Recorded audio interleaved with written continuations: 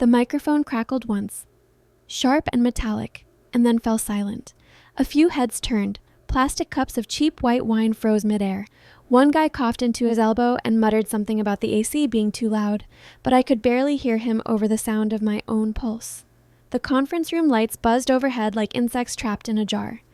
Someone had dimmed them slightly for ambiance, but it only made the sweat shine more clearly on the side of my boss's neck. Then she stepped up to the mic. His wife. Blonde, elegant, too calm for the room she was about to set on fire. She cleared her throat, tapped the mic once, twice, and said, "He sent this at 2:14 a.m. My phone buzzed in my back pocket like it knew. My name is Natalie, I'm 36 years old, and this is how I turned their betrayal into my blueprint for power. Before we continue, please subscribe to the channel and let us know where you're listening from in the comments." The text she read next wasn't long, but it was the kind that changes how people look at you, the kind that makes them blink, then blink again, and then not know where to put their eyes. He said, "Wish you were here. Wish I didn't have to pretend anymore." The laugh track atmosphere of the farewell party died instantly. No clinking of cutlery, no polite chuckle, just stillness. Even the intern from payroll stopped scrolling her phone. I didn't move. I watched her lips curve as she read the next line. One I didn't even recognize. My hands went cold, because that wasn't one of mine, or at least, not exactly. She looked directly at me, not around me, not toward my side of the room. At me. The wives never look unless they already know. I stood slowly. My chair scraped the floor like a scream. Around me, silence stretched and rippled like plastic wrap pulled too tight. She said, "He sent this at 2:14 a.m. It says..." The room existed in that held breath, between shock and recognition, the moment where even sound feels like it's afraid to exist. I could smell the plastic of the tablecloths, the faint sting of printer toner drifting from the copy machine near the door, the cheap white carnations that someone had scattered across the buffet, every detail pressed against me, as if the world itself wanted to witness what came next. Her voice was soft, almost teacher calm. It says, "I miss the way you look at me in meetings when no one else does." Someone let out a quiet, choked sound. A mix between a gasp and a laugh. My boss, Greg, stood beside her, motionless. The man who'd spent 7 years telling me that teamwork mattered, that discretion was professional, that loyalty would pay off. His hands were buried in his pockets, but I could see the white of his knuckles through the fabric. He didn't stop her. He didn't even try. That's when I realized this wasn't a spontaneous outburst. It was a performance. She had rehearsed this. Her lipstick matched the hotel's corporate red. Her nails, freshly manicured, tapped the mic's metal body with the rhythm of someone counting her own heartbeats. The way she paused before each line wasn't nervousness. It was choreography. And the audience? Frozen employees with nowhere to look. A few exchanged glances. That silent office telepathy that says, "Do we leave? Do we watch?" Someone sipped wine too fast and winced. The intern pretended to check an imaginary notification, but no one moved. Because scandal is gravity. It keeps everyone exactly where they are. I could feel my throat closing, my mind running through every possible text I had ever sent, every accidental emoji, every after-hours message about deadlines and client decks, searching for the one she'd just read. But it wasn't there. I knew it. I would have remembered sending that.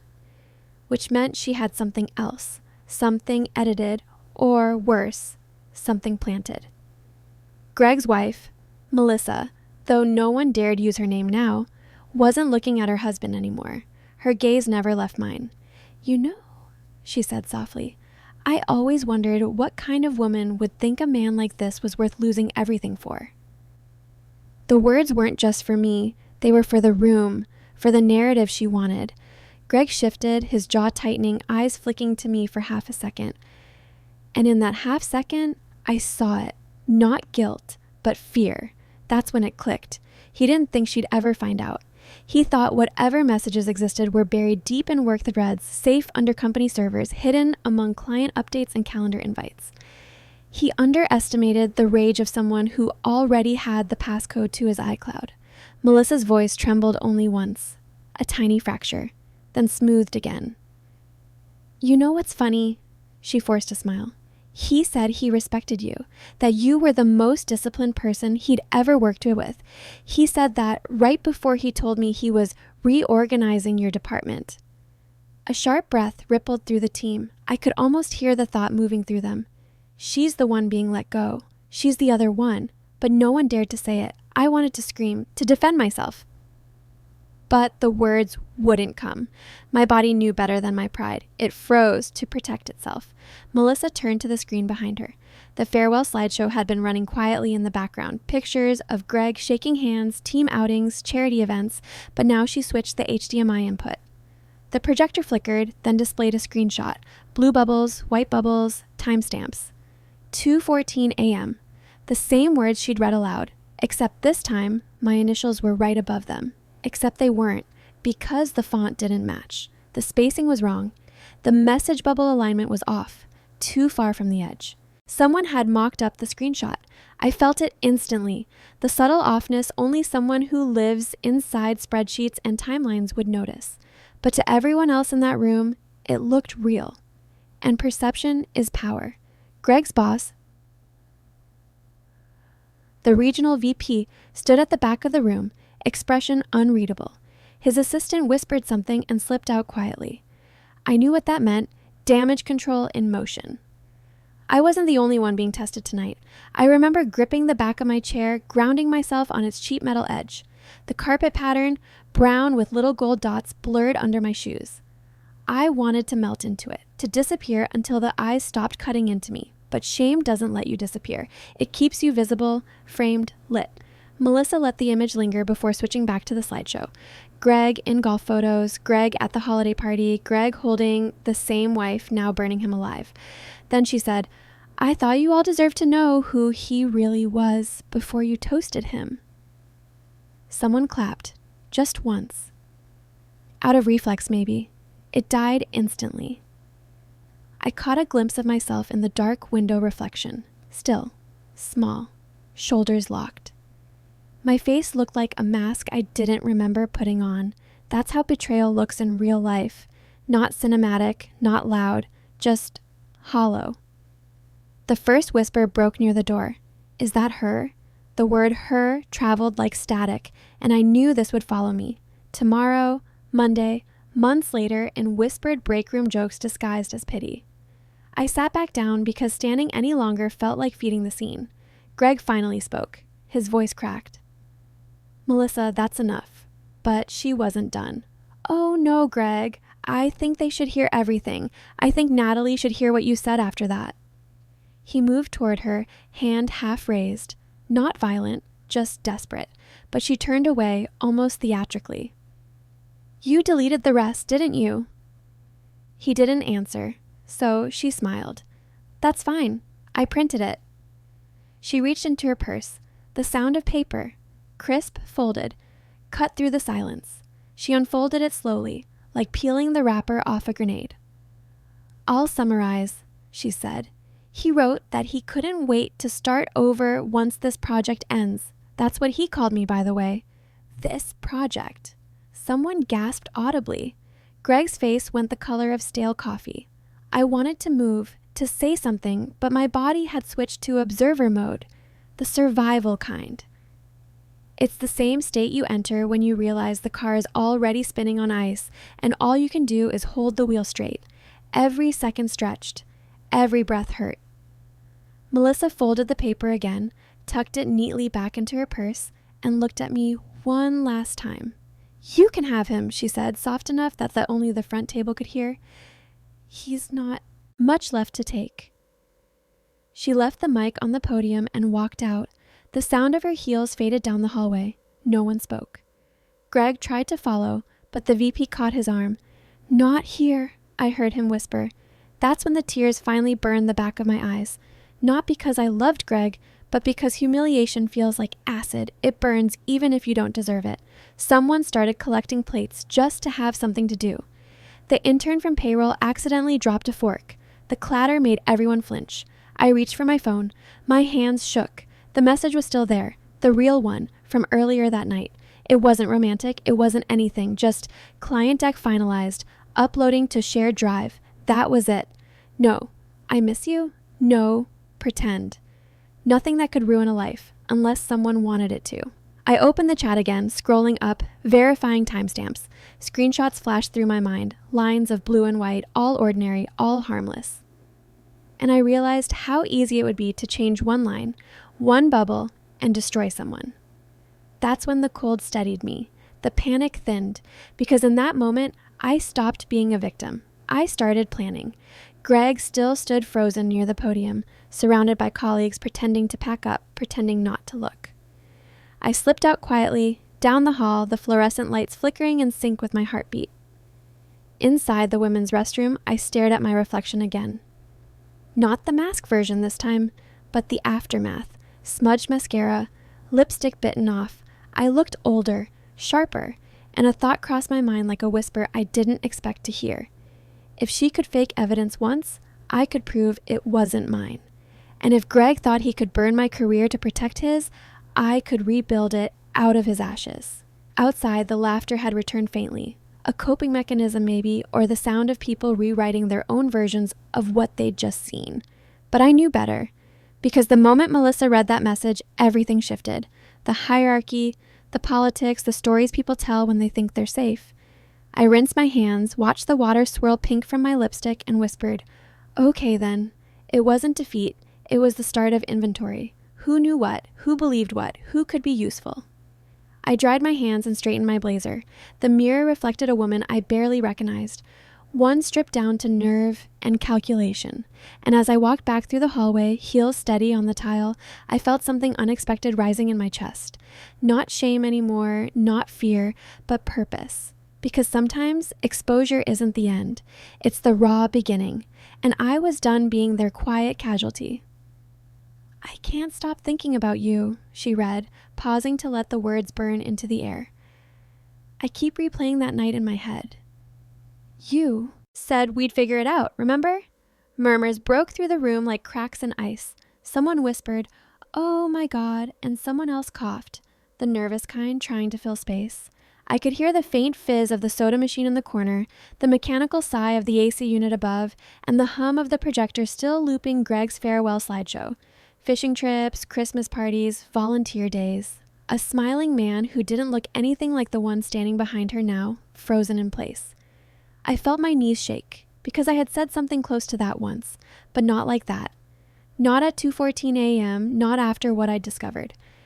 That night, I'd sent a text that said, "You need to stop."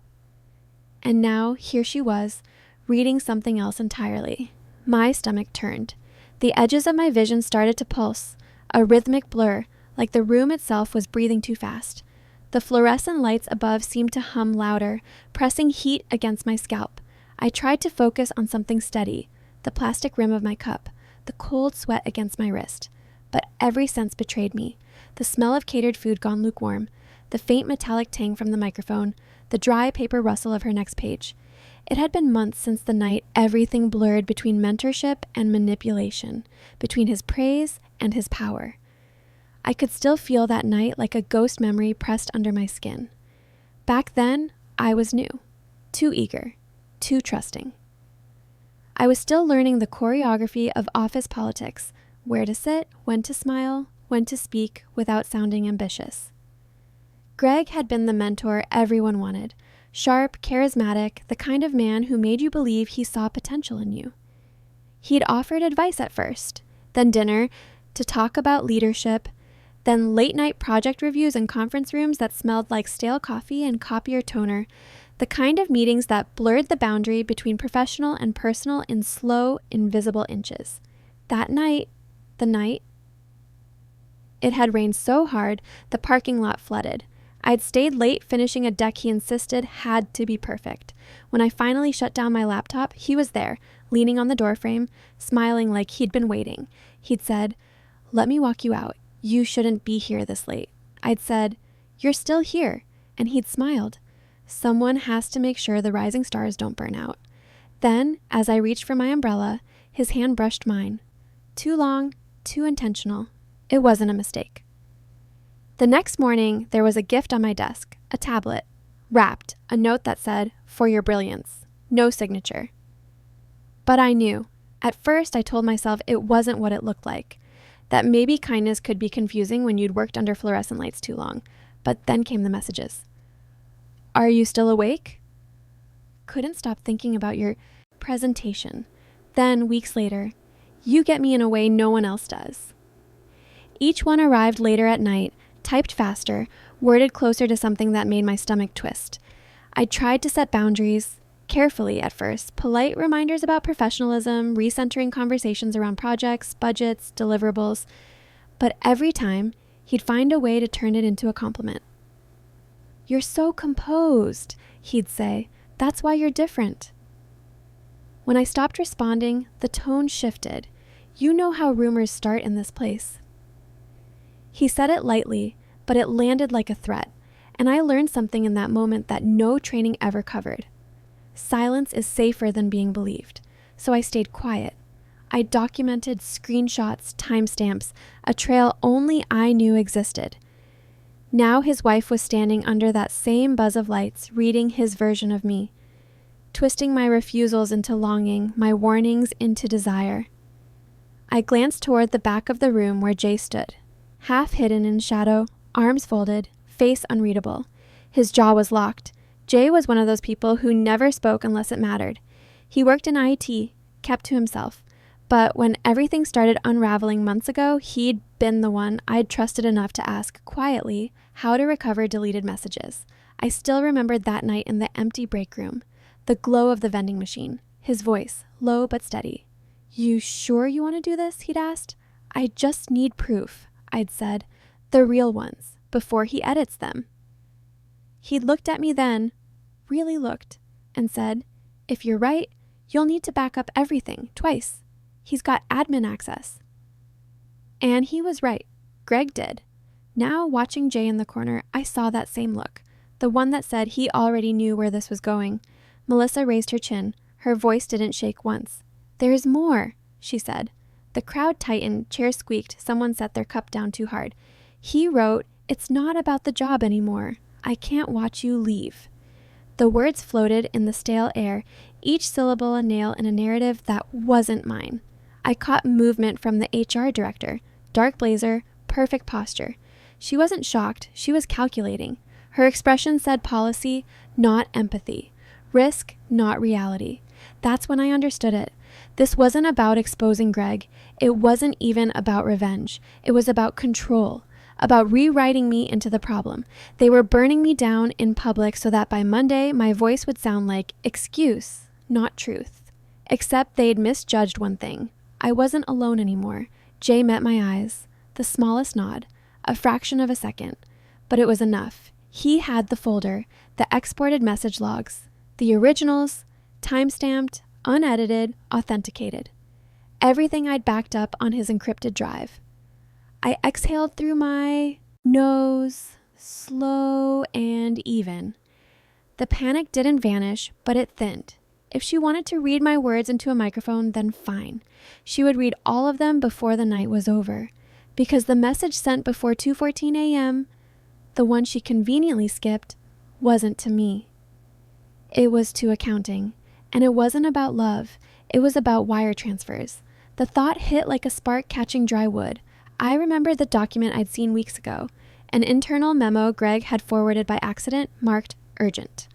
He'd brushed it off as a clerical error, but the memo had included figures that didn't match the client ledger. When I brought it up, he'd said, "You're overthinking. Focus on your presentation." Now the puzzle pieces locked in place. The same night he'd sent that love message, he'd also moved money, a transfer flagged by compliance. If the wrong eyes ever connected those two messages, it wouldn't look romantic. It would look criminal. Melissa kept reading. Her tone sharpened. You told me you'd handle it quietly, that she wouldn't talk. That's what you said, right? She flipped a page, scanning for her next quote, oblivious to how the tension in the room had shifted. People weren't just listening now. They were watching. The HR director's gaze darted to Greg. The VP from corporate had taken a step closer. Even the intern, wide-eyed, had stopped pretending to text. Greg opened his mouth to speak, but his voice cracked. Melissa, stop. She didn't. Instead, she looked straight at me again. You know, Natalie, you should really be more careful with what you write. It's amazing how a few words can change everything. Her smile was small, surgical, and I realized that she thought she was the one holding the weapon. But she didn't know the full story. Jay had told me once, during one of those hushed, half-coded coffee breaks in the server room, truth isn't enough. You need proof that proves itself. Metadata, logs, everything traceable. So I had it, all of it. I'd backed it up twice, one on his encrypted drive, one on mine, and every timestamp matched perfectly. Greg's 2:14 a.m. message existed, but not the one she read. The original thread showed something else entirely, a message to accounting with a line that said, "Wire the remainder before Monday. Keep it under PR budget, not love, not affair, embezzlement." I pressed my nails into my palm until I felt the skin warm, focused on the pain, the grounding of it, the plan forming quietly under the surface. Let her finish, I thought. Let her bury him herself. The room's energy shifted again. The disbelief softened into discomfort. People started glancing at each other, silently questioning whether the lines she was reading made sense anymore, whether Greg, the man of spreadsheets and strategy decks, would really type something that sentimental, that foolish. But no one dared interrupt. When she finally folded the papers, her hand lingered on the mic. She said, "You built your career on lies, both of you." Greg looked like a man who'd just been told gravity stopped working. He tried to speak, but the sound caught in his throat. I could almost see the headlines forming behind the HR director's eyes. Scandal, misconduct, liability. Melissa stepped back from the mic, breathing hard now, her composure cracking just enough to show the rage beneath it. She looked around, waiting for someone, anyone, to validate her pain. But all she got were stares, quiet, wide, professional stares. And the faint hum of the projector returning to the slideshow. Fishing trips, holiday parties, the illusion of control. Jay slipped out of the room then, quiet as a shadow, and I knew where he was going. The server room, to retrieve the folder. By the time she realized the spotlight she'd turned on me was about to swing back toward her husband, it would be too late, because I wasn't the one who'd fall when the lights came up again. He was. That night, I couldn't sleep. The party had ended like a curtain drop mid-scene. No applause, no goodbye speeches, just a slow dispersal of colleagues who pretended they hadn't just witnessed something rotten bloom in the center of the room. People lingered near the buffet, clutching paper plates, eyes flitting like small birds. Someone laughed too loud to cover the silence. The elevators hummed. The room emptied with the sober pacing of a hospital waiting room at midnight. I left without saying a word. Outside, the cold air hit my face like a slap. The city smelled like wet pavement and the cheap perfume people use when they don't want to be remembered. My heels clicked on the pavement, the sound steady and small. I remember thinking about how ordinary everything looked. The neon sign over the deli, a hot dog vendor wiping down his cart, like the world did not care that my life had pivoted. I got home and made coffee I didn't want. The pot hissed and sputtered. The kitchen light buzzed. I burned it because I wasn't watching. My hands trembled as if I'd run a marathon. My phone sat on the counter, face down, as if I was trying to keep the world from rolling back into me. The next morning, my inbox was quiet. Too quiet. No "great seeing you last night." No "what was that about?" Not even spam. Just silence. Like the company itself was holding its breath. I sat at my kitchen table, the smell of burnt coffee hanging in the air. The light through the window was thin and honest, the kind that shows every imperfection. I hadn't poured the coffee out yet. I let it cool while I sat motionless, phone in hand, reading the text Jay had sent me right after the party ended. Got the full logs, unedited, timestamps plus a source data. You're gonna want to see this. For a second, I was somewhere else. Not in my kitchen, not in my life. Floating above the city, watching cars move like ants. I drove to his apartment before 9 a.m., hoodie up, sunglasses on. Jay opened the door before I knocked. He looked smaller than usual, swallowed by an oversized sweater and a tired expression. No small talk. He'd brewed proper coffee and set a mug on the counter. He handed me a flash drive in a little padded envelope, the kind Amazon uses for phone chargers. No drama, no lecture, just data. "It's all there," he said. Every message, every deleted text, every edit, every Slack DM. He messed up big time. Me. "You sure it'll hold up?" Jay. I pulled it directly from the company's backup server. Internal sync logs confirm metadata chain. If they try to gaslight you, this'll bury them. He looked tired.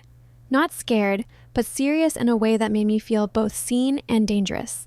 Back home, I spread the padded envelope on the dining table and removed the flash drive.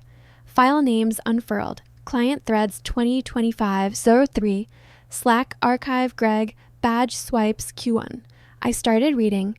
There were over 600 messages between me and my boss, most ordinary, project timelines, approvals, budget tweaks. The banal intimacy offices foster when you share fluorescent lights day after day, but the ones he cherry-picked, the ones his wife read, they were Frankenstein versions, stitched together from real messages and fake ones. The 2:14 a.m. text she read aloud, it came after I had asked him to stop, hours after, sent without a reply from me. He'd taken my sentence about being tired of late calls and turned it into yearning. He'd taken my professional gratitude and turned it into something sensual. Then I saw the real bomb, a forwarded email chain. My boss had tried to expense a $1,300 dinner with external vendors, except I was the only one there. I still had the Venmo receipt. There were Uber rides to nowhere, hotel receipts charged to the company card during weekends he'd told his wife he was at a leadership retreat, and 3 calendar entries labeled admin sync. All during times I was off-site, backed by badge swipe logs. I printed the receipts, flagged the timestamps, compiled the real message threads alongside the manipulated ones. I created a side-by-side timeline. What his wife had read versus what actually happened.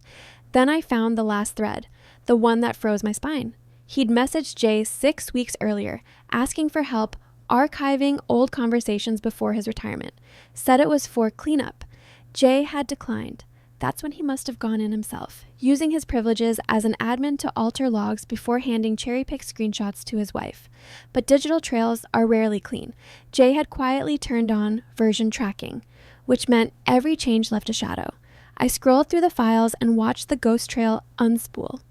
Version numbers, modification timestamps, user IDs. The metadata showed the user account that had accessed them. An account that matched Greg's admin credentials. There was an attempt to mask it later, but Jay's logs captured even that. IP addresses, session handshakes, the kind of technical fingerprints that tell stories no human witness can. I had the originals, the edits, and the logs proving the tampering. It wasn't just manipulation, it was fraud. Internal fraud, sexual misconduct, and digital falsification. And the whole company had clapped him out with cake and a novelty trophy. Now they were complicit in silence. I had a choice. Leak it online and watch the chaos unfold, or let it detonate in the very room they used to try and end me. Both options felt like a cliff. Leak it and the whole internet becomes the court of public opinion. Messy, uncontrollable, possibly helpful. Or stage it down the hall where the people who mattered sat each day, where reputations could be permanently rearranged. Jay said quietly, they made it public. Might as well give them the whole show. He spoke like someone agreeing to set a fuse. He moved to his desk, opened a drawer, and pulled out a manila envelope. Inside were printouts, copies of everything on the drive, collated and hole punched. He had the dossier ready. I smiled. It wasn't a victory smile. It was the kind of smile that comes before work. Focused, small, serious. Let's make it the last toast they ever forget, I said. We made lists. Short ones, precise. Who needed to see what and when. Jay suggested a timeline that would minimize leak risk and maximize impact. Wait until the next company meeting when leadership would be present, but not so long that people would have time to scrub servers. Use printed copies. Hand deliver supplementary packets to the legal team with a request to investigate. Keep a copy offline in a lawyer's safe. I called my sister. Kept the conversation blunt. I asked her to hold my daughter if things got loud and media interest grew. She said, "Whatever you need, Nat." She didn't ask why. She just understood. I spent the afternoon assembling the packet. Receipts, logs, printed messages, side-by-side comparisons, and a cover letter that read like a sane person had written it. Attached are original logs and evidence of data tampering and expense fraud related to Gregory H. Please review and advise on next steps. Clinical. Precise. Not a single plea. I made copies. I put one in my bag, the rest in Jay's envelope. We double-checked the USBs and the metadata. Jay ran a final checksum on the files, watching progress bars like prayers. The apartment felt very small. The afternoon sun angled through the blinds and cut the room into bars. For a moment, I thought about how strange it was that my life had become something that needed validation by numbers and timestamps. By early evening, my living room looked like evidence central. Coffee cups had multiplied. My phone buzzed with a single message: "Be careful." From a number I didn't recognize. I ignored it. When Jay left to make a discreet run to the server room to ensure no one touched the backups before we moved, he put a hand on my shoulder. It was brief, human. I felt steadiness in his palm. "This is going to change things," he said. I nodded. Good. We weren't being theatrical, we were being methodical. We were taking their mechanics, the cold, technical language of logs and receipts, and using them to expose what they'd tried to make emotional and private. I went back through everything again, this time slower, like reading a contract where each comma could change a fate. I traced lines of conversation and found tiny inconsistencies in the misplaced period, a stray formatting quirk, a time zone mismatch. These small errors were fingerprints. I circled them, annotated margins, and built a list of anomalies that the naked eye might miss, but a server log wouldn't forgive. I also wrote the one-page timeline that would sit on a lawyer's desk without collapse. Dates, badge swipes, expense entries, and the version tracking log that showed edits and the admin account used. No adjectives, just facts, clinical, precise.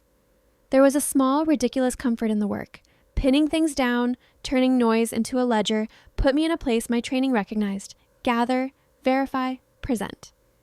I called Jay back and asked him to make a copy for a lawyer. He recommended one: quiet, efficient. I made an appointment. We both agreed not to file anything rashly. Strategy mattered. We spent the late afternoon assembling the packet, printed receipts, screenshots with timestamps, side-by-side comparisons, and a cover letter that read like a neutral witness. Attached are original logs and evidence of data tampering and expense fraud related to Gregory H. Please review and advise on next steps. I made copies and fed them into folders, the printer chewing paper in a rhythm that felt like a metronome. When Jay left to check the backups at the server room, he put a hand on my shoulder. "This is going to change things," he said quietly. I felt steadier than I had in weeks, not vindictive, methodical. The plan was not cruel, it was exact, and for the first time since that microphone crackled, I slept. Not easily, but with a map of how we would move. The next morning, I would begin the work of delivering the evidence where it could not be ignored. I would stand in the room where they'd stage my burial and hand them the paperwork that would reopen their eyes to what they applauded. We were just beginning. The air inside the conference room felt different the second I walked in. Tighter. Like the walls remembered what happened last time. The blinds were half closed, slicing light into thin, sterile stripes across the carpet. The faint hum of the ceiling vent sounded like breathing. Someone had already laid out paper cups, a tray of pastries that looked store-bought, and a pitcher of water sweating onto the table. Everything in the room tried to look normal, but even the air felt staged. It was Friday, 2 weeks after the farewell party, and they'd called us back in for a casual video tribute send-off for Mark, the boss they tried to celebrate while erasing me. No RSVP, no calendar invite, just an internal memo from HR that read like a forced smile. I wore black. Not for him. For the version of me they tried to bury. I carried nothing but a folder under my arm and a neutral expression I'd practiced in the mirror. I had rehearsed it like armor. Eyes steady, shoulders soft, no visible tension. Not defiance, just clarity. The projector was already looping again, this time with music. Something slow and sentimental. A slideshow of his face smiling in every frame. Beach photos, team dinners, stock image sincerity. The photo of him shaking hands with the CFO lingered too long, long enough for the room to sense it. I caught the flicker in HR's eyes when that one came up. Jay was already seated, same place as before, 2 rows from the back. His posture was relaxed, but his gaze tracked every movement at the front of the room. He gave me a quick nod.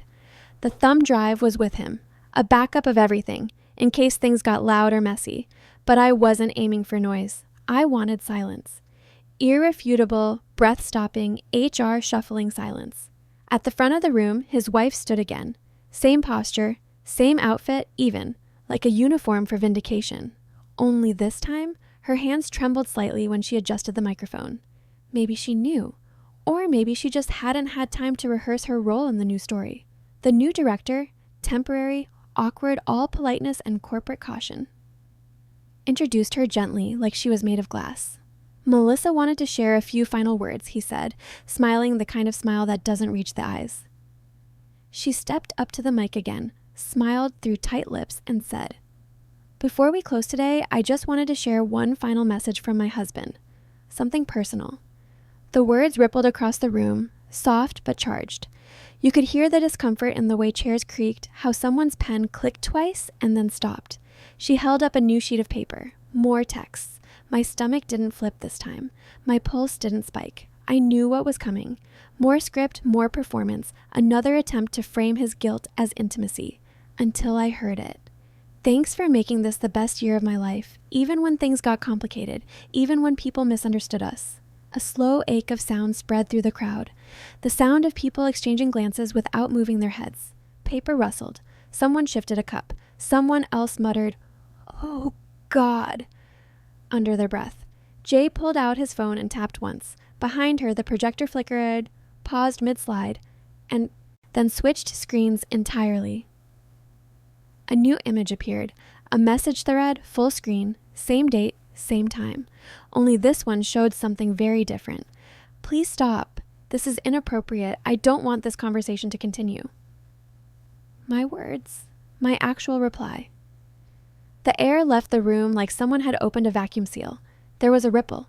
Breath sucked in all at once. Someone near the back whispered, "Wait." But the sound never finished. The screen changed again. Another thread. An email chain. Invoice flagged. Charges not aligned with project scope. Please clarify. Vendor meeting from 3/8. And beneath it, his reply. Client lunch. No itemized receipt available. The projector clicked. The screen split again. This time showing the hotel receipt. His name. My initials scribbled in the notes field. A timestamp showing I was clocked in elsewhere at the time. The air thickened. Then came the logs. Slack messages, calendar invites, export timestamps, the entire digital autopsy of his deceit. The evidence unfolded line by line, like a slow confession written in code. Each new window proved another lie. Date mismatches, backdated edits, access logs showing admin entry under his username at 1:57 a.m. The room stopped breathing. Even the coffee machine stopped hissing. No one spoke. No one dared to move. His wife turned, staring at the screen as if it had betrayed her personally. The paper in her hands trembled. She looked back at me. Her voice broke, soft and stunned. Where did you get that?" I didn't answer. I didn't need to. My silence filled the space between us louder than words could. Jay stood slowly, calm, controlled. He adjusted his glasses, straightened his shoulders, and spoke with the composure of a man reading a weather report. "We traced the edit logs," he said evenly. "Admin account access, timestamps match. These were altered." The effect was instant. HR stood. The CFO turned red. The new director's mouth opened, closed, and opened again, searching for a script that didn't exist. The projector clicked one final time. The last image appeared, an internal email from legal. Subject line, urgent. The message was short, clinical, final. This falls under Section 7 misconduct and requires immediate suspension pending investigation. Silence again. The kind that settles in your bones. No one clapped this time. No cake. No applause track. Just paper cups left half full and a room full of eyes that no longer looked at me like a problem. They looked at me like a witness, like the room itself was rewriting its memory of me in real time. His wife's face folded. Not rage now, but confusion. She dropped the papers she'd been holding. They scattered like birds startled off a wire. No one helped her pick them up, and in that quiet, someone near the back whispered, "She didn't lay." The sentence landed softly, but carried. Wait. It wasn't for me, not exactly. It was for everyone else, a quiet permission to shift sides. I didn't smile. I didn't thank anyone. I just turned, gathered my folder, and walked out before anyone could ask for more. My heels clicked on the tile, a steady rhythm that sounded almost like punctuation. The hallway felt longer than before. The walls still hummed faintly with fluorescent light. Somewhere behind me, a chair scraped. A voice whispered my name, but I didn't turn back. In the reflection of the glass doors, I saw myself walking. Smaller at first, then clearer, then whole. No tears, no trembling, just calm. Outside, the sunlight hit like a truth I'd earned. I didn't go to work the next Monday, not because I was ashamed, but because I didn't have to. By then, the fallout had already started. Slow at first, then sudden, like a structure collapsing from the inside out. Emails went out, meetings were canceled. HR conference lines lit up red. The entire office felt it. That strange shift in atmosphere when fear replaces gossip. Mark was suspended by noon the day after the exposure. HR moved fast when the board started calling. They always do when power starts looking the wrong way. The head of compliance ordered a full audit of every expense report from the last 3 years. And quietly, behind closed doors, the legal team began interviewing everyone who had ever sat in a room alone with him. They didn't ask me to speak. Not at first. Maybe they were afraid of what I'd say, or maybe they already knew. It wasn't until they realized I had everything. The logs, the unedited messages, the receipts, the metadata, the names of 3 other women who came to me after the party, eyes red and hands shaking, whispering the same sentence in 3 different tones. He did that to me too. I didn't want revenge. I wanted record. The difference is, revenge is about feeling better.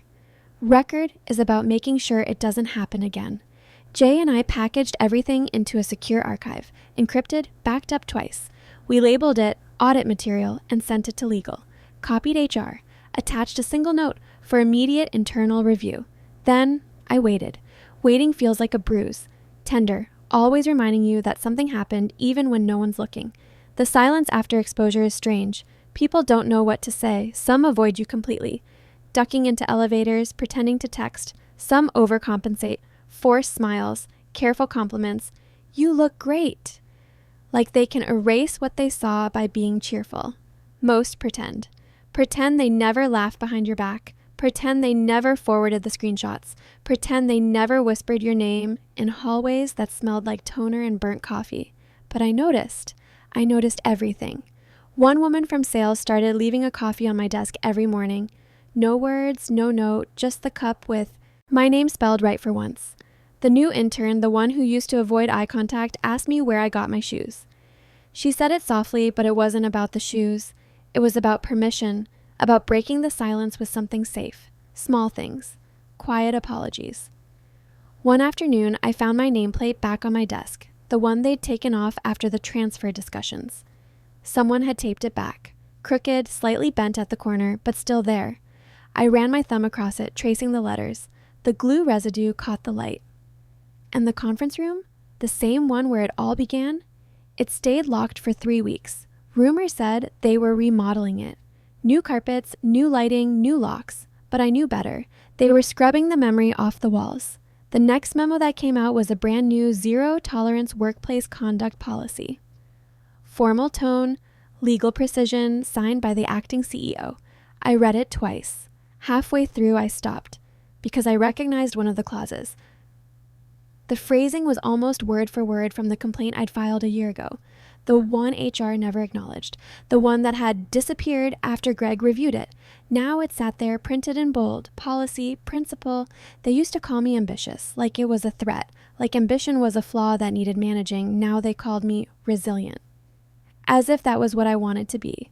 But no, I didn't want to be resilient. I wanted to be safe, and maybe now the next woman will be. Mark's wife never returned to the office. She'd cleared out her desk that same weekend. I heard through someone in finance that she filed for divorce 2 days after the party. No press, no statements. Just a sealed motion in Travis County Court citing irreconcilable reputational harm.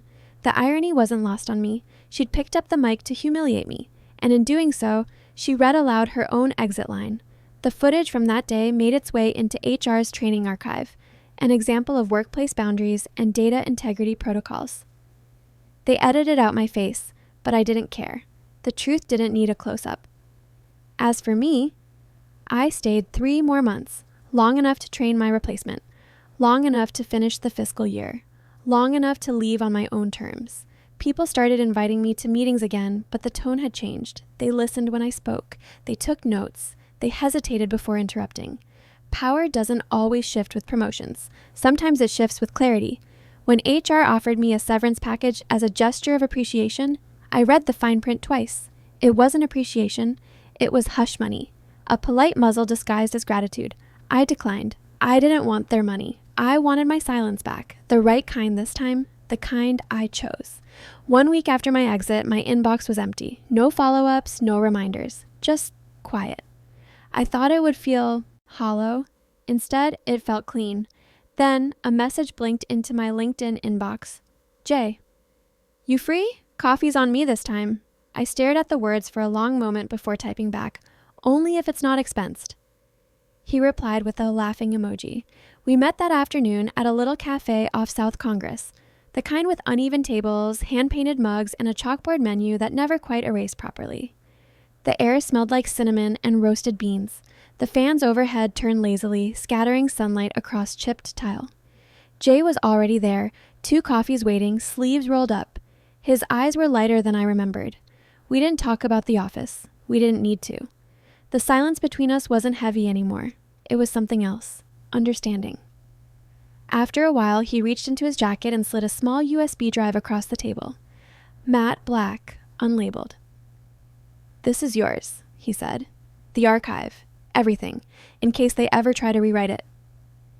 He didn't look dramatic when he said it, just calm, certain, like someone returning borrowed truth. I picked it up, turned it over in my hand. It was lighter than I expected. Funny, I thought, how something so small could hold so much weight. We talked a little longer, about music, weather, his new project in cybersecurity. When we said goodbye, it wasn't awkward, just quiet and right. That night, I didn't cry. I didn't scream. I didn't even feel victorious.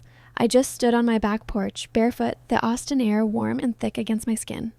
The sun had set and the cicadas were loud enough to drown thought. A dog barked somewhere down the block. A car passed, its headlights gliding over the fence like a fading memory. I held the USB in my hand and watched it catch the porch light. The city hummed, alive, ordinary. I switched my phone off, let the silence settle, and smiled. Because the first time they tried to silence me, I stayed quiet. The second time, I made sure they heard everything. If you were in my shoes, what would you have done? Let me know in the comments. And don't forget to subscribe for more stories like this.